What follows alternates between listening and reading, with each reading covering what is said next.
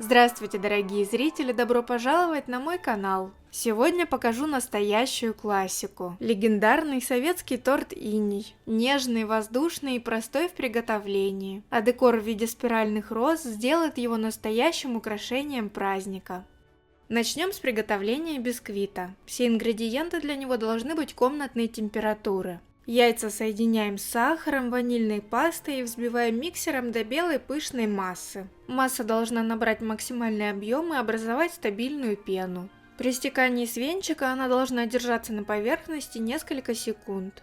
Теперь убираем венчики, они нам больше не понадобятся. Дальше все будем делать только вручную. Через сито в 2-3 этапа добавляем муку. Аккуратно перемешивая лопаткой движениями снизу вверх, одновременно поворачивая чашу. Работаем быстро, но осторожно, чтобы масса не осела. Если долго мешать, тесто потеряет воздушность, а бисквит получится плотным. Когда вся мука вмешалась, бисквитное тесто готово. Перекладываем его в подготовленную форму сразу после замешивания, не оставляйте его стоять. У меня кольцо диаметром 22 сантиметра. Я сделала донышко из фольги и сразу установила на противень. Бока формы смазывать не нужно, чтобы бисквит мог равномерно подниматься, цепляясь за стенки. Слегка разравниваем поверхность лопаткой и убираем в заранее разогретую до 170-180 градусов духовку. Выпекаем ориентировочно 25 минут. У меня режим верх-низ без конвекции. Не открывайте духовку первые 20 минут, чтобы бисквит не осел. Если бисквит еще не готов, но верх уже сильно подрумянивается, прикройте его фольгой. Готовность бисквита проверяем деревянной шпажкой или легким надавливанием пальцем на бисквит. Он должен пружинить и возвращаться в исходное положение, не оставляя вмятин. А также готовый бисквит немного отходит от краев формы. Такой бисквит лучше остужать в перевернутом виде. Если его оставить в обычном положении, то под собственным весом он может осесть. Особенно если в помещении прохладно. Готовый бисквит достаем из духовки и даем немного остыть. А после остывания снимаем фольгу и вырезаем из кольца. Желательно готовить бисквит заранее и дать ему отлежаться в пленке в холодильнике 6-8 часов, чтобы влага в нем равномерно распределилась. Готовим корж безе. Все ингредиенты для него должны быть комнатной температуры. Совершенно спокойно можно использовать замороженные белки. Они работают так же хорошо, как и обычные. Выливаем белки в чашу миксера. Сразу добавляем щепотку сухой лимонной кислоты или 1 чайную ложку лимонного сока и начинаем взбивать на минимальной скорости, постепенно увеличивая до средней. Когда белки стали похожи на мыльную пену и на дне не осталось жидкости, понемногу начинаем добавлять сахар, каждый раз давая ему разойтись секунд 20-30. Если у вас крупный сахар, белки с сахаром лучше прогреть до его полного растворения, как мы готовим швейцарскую меренгу. Когда весь сахар добавлен, включаем миксер на максимальную скорость и взбиваем до устойчивых пиков.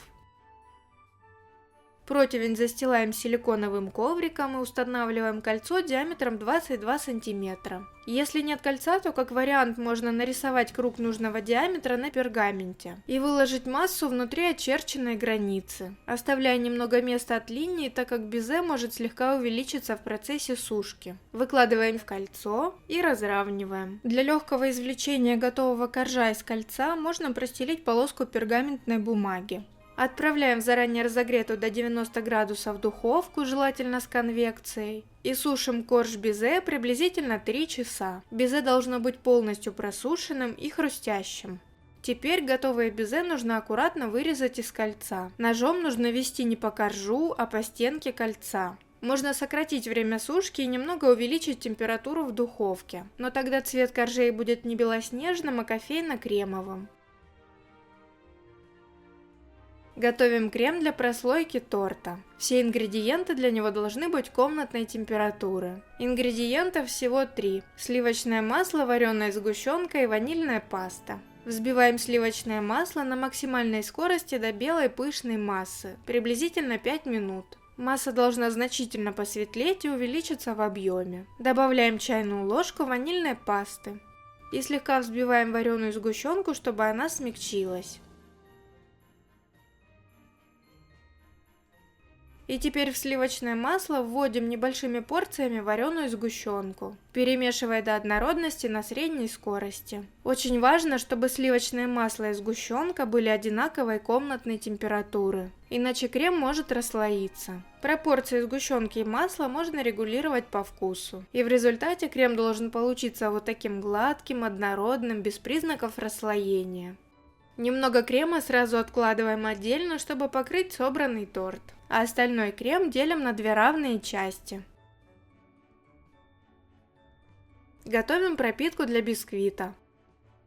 В небольшом ковшике соединяем воду с сахаром и, помешивая, доводим на плите до кипения и полного растворения сахара. По желанию можно добавить коньяк, и пропитка для бисквита готова. Приступаем к сборке торта. Достаем отлежавшийся бисквит и разрезаем на два коржа одинаковой толщины.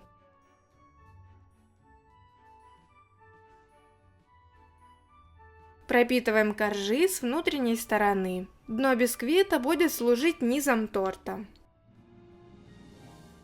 На нижний корж выкладываем первую половину крема и равномерно распределяем. Аккуратно укладываем корж безе, слегка придавливаем и покрываем второй половиной крема. Укладываем второй бисквитный корж, следим, чтобы тортик был ровным. И покрываем тонким слоем оставленного масляного крема, бока и верх торта.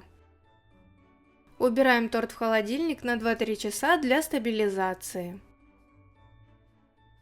Для украшения торта нам понадобится белково-заварной крем из расчета на 200 граммов белка. Подробные видеорецепты этого крема, как с использованием планетарного миксера, так и ручного, вы найдете в отдельных видео. Ссылки я оставила в описании. А также нам понадобится кондитерская насадка 1М. Стабилизировавшийся торт покрываем тонким слоем белково-заварного крема и слегка выравниваем. Для удобства выравнивания палетку можно смачивать водой. Выравнивать до идеальности совершенно не обязательно. Часть белого крема сразу откладываем отдельно, а остальную часть крема окрашиваем в нежно-голубой цвет. Краситель добавляем небольшими порциями и тщательно перемешиваем. Для окрашивания я использую вот такой гелевый водорастворимый краситель. Перекладываем крем в кондитерский мешок с насадкой. Разминаем мешок руками, чтобы максимально убрать воздух. И проталкиваем крем к насадке. Подкручиваем мешок и приступаем к украшению торта. Начинаем с нижнего ряда завитков.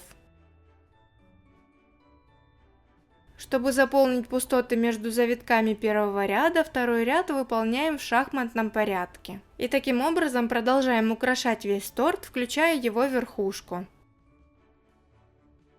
После основных завитков заполняем оставшиеся пустоты кремовыми звездочками, используя ту же насадку 1М. Для упрощения вместо классического белково-заварного крема можно использовать мокрое безе, которое готовится без уваривания сиропа.